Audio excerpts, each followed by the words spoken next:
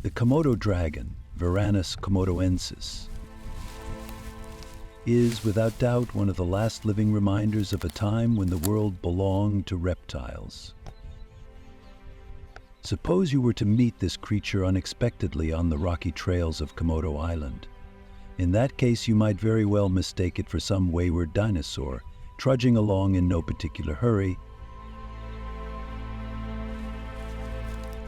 flicking its yellow forked tongue at the air like a gourmet testing the scent of a rare wine. Yet, beneath this prehistoric facade hides one of nature's most patient, cunning, and unexpectedly comical predators.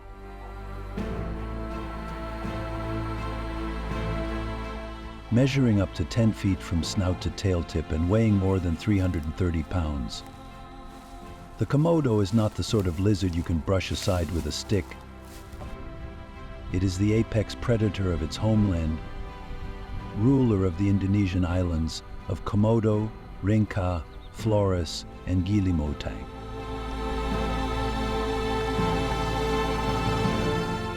What fascinates me most about this dragon is not its sheer size, but its strategy.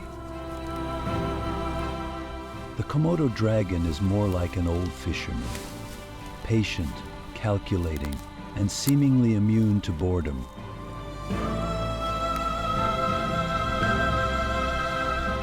It will sit motionless for hours under the hot tropical sun, pretending to be nothing more than a drift of fallen branches or a discarded log.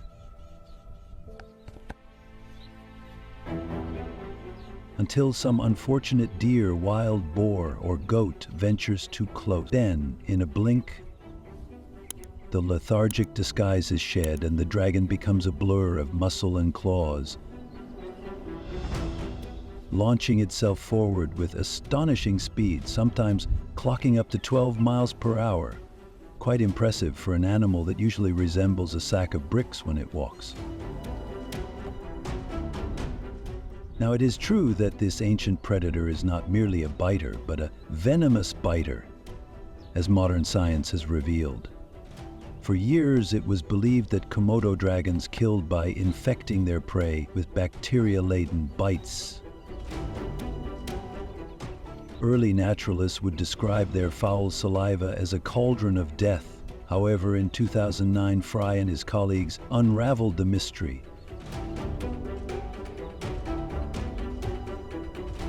The Komodo's weapon is far more refined than we had thought. Venom. Their glands secrete a potent mix of anticoagulants and hypotensive agents that cause their victims to bleed profusely and slip into shock. Once bitten, the prey is doomed, even if it manages to stagger away. Like a grim detective, the dragon will simply follow the scent trail for hours or even days, waiting patiently until its quarry succumbs. Among the favored targets of the Komodo dragon is the wild boar, a worthy adversary if there ever was one. Boars are strong, fast, and not easily fooled, yet even they stand little chance against the dragon's toothy grin and muscular tail. A well-placed bite or a thunderous slap from the tail often brings the struggle to a swift, if not dignified, end. Yet, like many creatures, Komodos too suffer from their gluttony. In their enthusiasm, they sometimes attempt to swallow prey too large, such as an adult boar weighing nearly as much as themselves. Komodo dragons possess flexible jaws and expandable stomachs, yes, but even nature has its limits. A boar wedged too tightly inside may cause digestive blockages, sometimes fatal. Proof that even evolution's masterpieces are not immune to occasional poor judgment.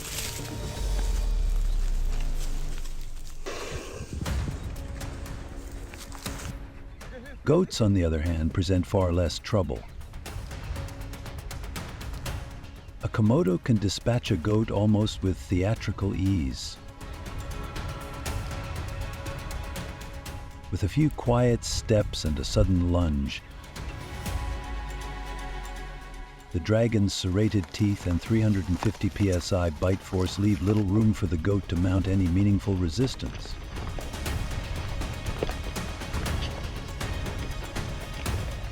The venom works swiftly, and the unfortunate victim finds itself weakening rapidly. The dragon, unhurried as ever, will then begin the equally mesmerizing process of swallowing its prey whole.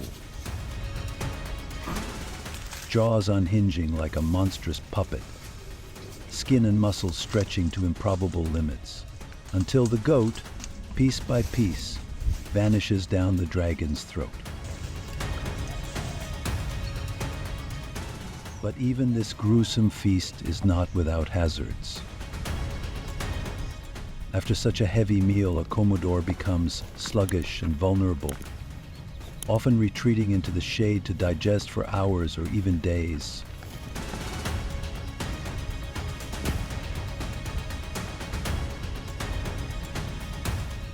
During this period, they are surprisingly defenseless and may fall victim to rival dragons. In fact, juvenile dragons spend much of their youth in trees, not to perfect their climbing, but simply to avoid becoming an appetizer for their larger kin.